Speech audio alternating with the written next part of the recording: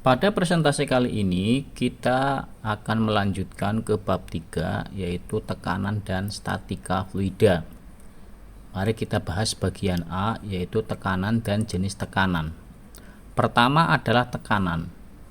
Tekanan adalah besarnya gaya yang bekerja pada suatu permukaan persatuan luas.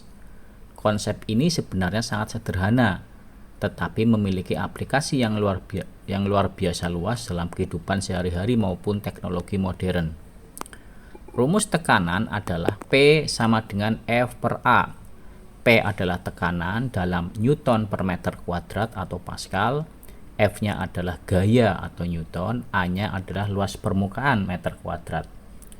Dari rumus ini terlihat bahwa tekanan bisa meningkat jika gaya yang diberikan semakin besar atau jika luas permukaan yang menerima gaya itu semakin kecil. Sebaliknya, tekanan bisa menurun jika gaya kecil atau luas permukaannya besar. Nah, kita lihat di gambar 3.1. Gambar ini memperlihatkan bagaimana tekanan muncul. Sebuah bidang ditandai dengan tulisan area, lalu ada gaya panah force F yang menekan permukaan. Panah besar itu bertuliskan pressure, menunjukkan arah dan sifat tekanan yang muncul.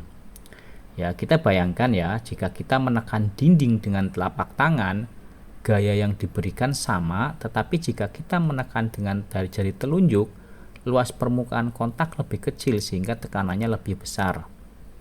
Contoh sehari-hari apa? Misalnya, pisau yang tajam itu mudah memotong karena ujung pisaunya kecil, tekanannya besar.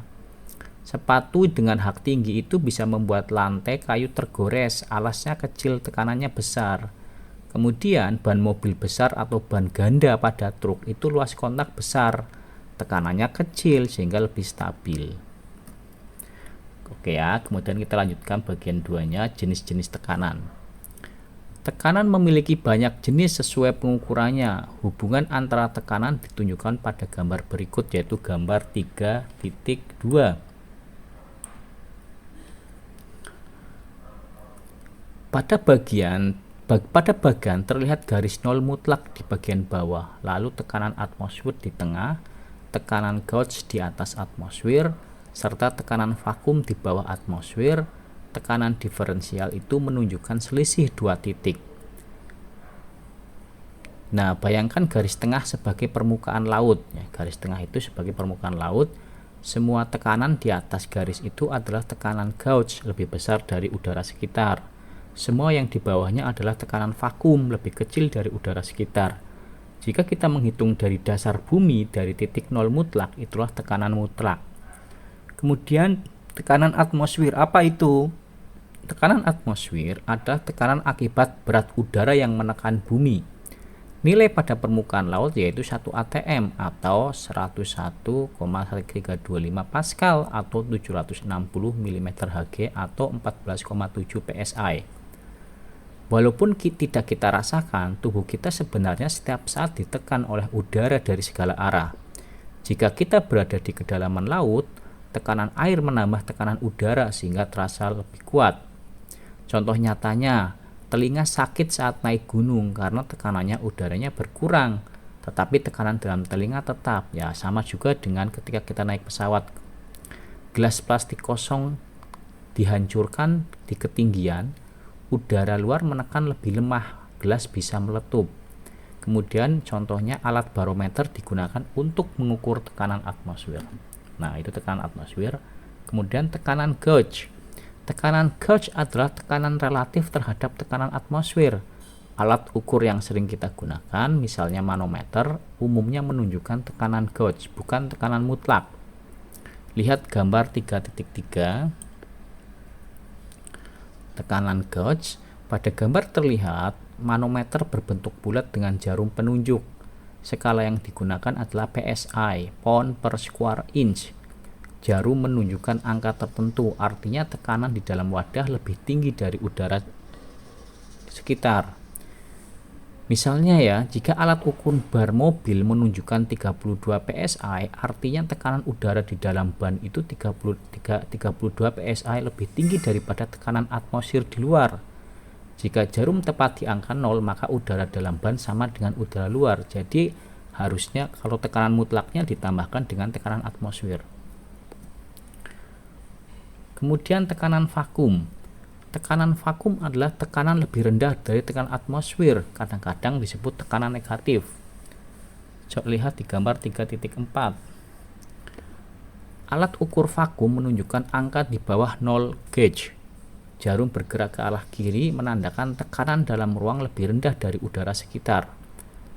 Ya, misalnya jika kita menyedot udara dari botol dengan pompa, jumlah molekul udara berkurang sehingga tekanannya turun, maka terciptalah vakum. Contoh nyatanya yaitu vacuum cleaner bekerja dengan menciptakan ruangan bertekanan lebih rendah.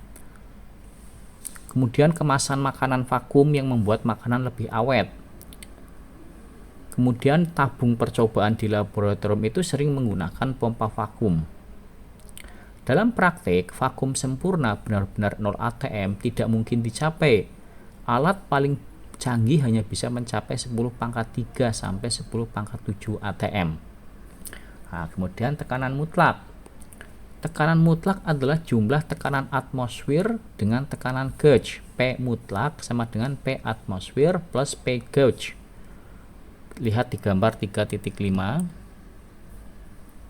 Gambar ini menunjukkan manometer dengan satuan PSI, pound per square inch absolute. Jarum tidak menunjukkan 0 saat kondisi normal, melainkan sudah termasuk tekanan atmosfer. Jika tekanan ban menurut gauge 30 PSI, sebenarnya tekanan udaranya adalah 44,7 PSI mutlak, karena 30 ditambah 14,7 PSI, yaitu 14,7 itu tekanan atmosfer. Kemudian tekanan diferensial. Tekanan diferensial adalah selisih antara dua titik tekanan berbeda. Lihat di gambar 3.6. Pada gambar ini terlihat alat pengukur dengan dua saluran, high pressure side sisi tekanan tinggi dan low pressure side sisi tekanan rendah. Jarum bergerak sesuai selisih tekanan antara kedua sisi. Jika tekanan pada sisi masuk inlet pipa 1500 mmWc dan tekanan sisi keluar outlet adalah 1000, maka tekanan diferensialnya adalah 500. Contoh nyatanya untuk mengukur perbedaan tekanan pada filter udara mobil, untuk mengukur rugi tekanan di sepanjang pipa air, untuk mengukur perbedaan tekanan udara di ruang operasi rumah sakit agar tetap steril. Jadi secara ringkas, tekanan atmosfer adalah tekanan udara di sekitar kita, tekanan gauge adalah tekanan lebih dibanding udara sekitar, tekanan vakum adalah tekanan lebih rendah dari udara sekitar, tekanan mutlak tekanan sebenarnya yaitu tekanan udara plus tambahannya, kemudian tekanan diferensial adalah selisih tekanan di dua berbeda. Kesimpulannya adalah konsep tekanan sangat penting dipelajari karena ada di sekitar kita setiap hari, dari pisau dapur, ban mobil, kemasan makanan hingga pesawat terbang, semuanya melibatkan tekanan. Dengan memahami jenis-jenis tekanan beserta cara mengukurnya, kita akan lebih mudah mengaitkan fisika dengan kehidupan nyata dan teknologi.